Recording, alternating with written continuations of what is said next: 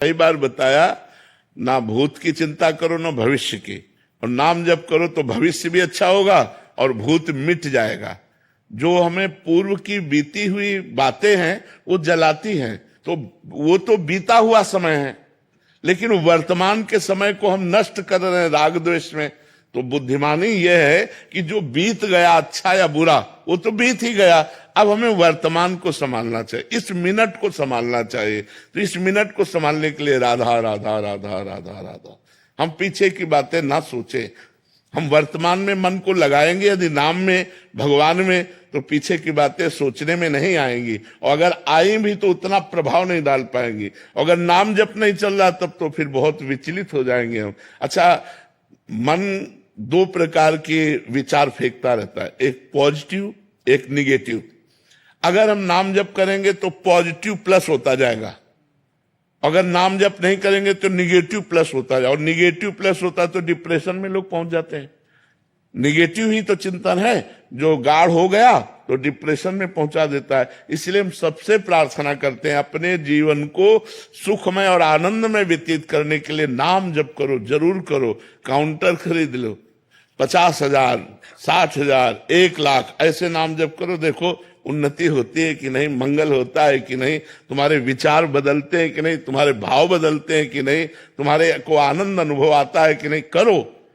अब आनंद रुपए में नहीं है, मकान में नहीं है, पद में नहीं है।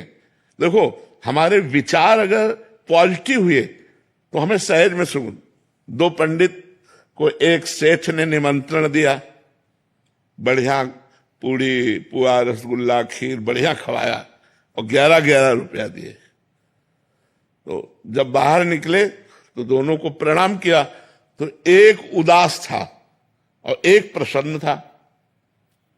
तो उनका, पंडित जी आप प्रसन्न क्यों हो और आप उदास क्यों हो? तो उनका, प्रसन्न इसलिए कि आज भोजन का भी जुगाड़ नहीं था, आपने भोजन भी कराया और 11 रुपया दिया।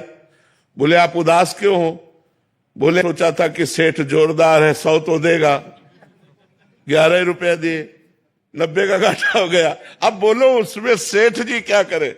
विचार ही तो है ना, एक ने विचार इतनी इच्छा प्रबल कर ली तो उसको 90 का घाटा दिखाई दे रहा है और एक को 10 रुपया मुनाफा दिखाई दे रहा है, क्योंकि भोजन की भी नहीं थी तो भोजन भी मिला, 10-11 रुपया भी मिले। तो ये हमारे विचार जो हैं वो हमको दुख सुख देते रहते हैं। तो हमारे पॉजिटिव विचार हों तो हम सुखी हो जाएं, निगेटिव विचार होते तो हम दुखी होते हो। प्रायः निगेटिव ही बनते हैं, पॉजिटिव बनते हैं तपस्या से, भजन से, अध्यात्म से पॉजिटिव विचार बनते हैं। तो हम सबको अध्यात्म से जुड़ना चाहिए। शास्त्र स्वाध्याय, संत संग और नाम जप, ये हमारे अंदर पॉजिटिव विचार पैदा कर देंगे। जैसे अभी आपने सुना कि भगवान जो करते अच्छा करते, कहीं ना कहीं दिमाग में बात गई।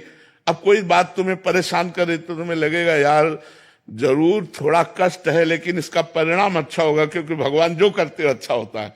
तो हमारे अंदर आई ना पॉजिटिव बात, पॉजिटिव बात आई तो हम दुख को सह सकते हैं। अगर पॉजिटिव बात ना हो तो एक तो बाहरी दुख और एक अंदर विचार का दुख, हम पिस जाते हैं, हम उसी में परेशान हो जाते हैं। और ऐसी परिस्थिति में यदि किसी ने हमको जान लिया, वो जान लेना कि आप समस्या में हो, बाहरी और आंतरिक, तो आपको वो यूज कर लेगा, सहयोग नहीं करेगा, यूज कर लेगा। इसलिए हमें लगता है हमारे सच्चे सहयोगी भगवान है और हमें नाम जप करना चाहिए।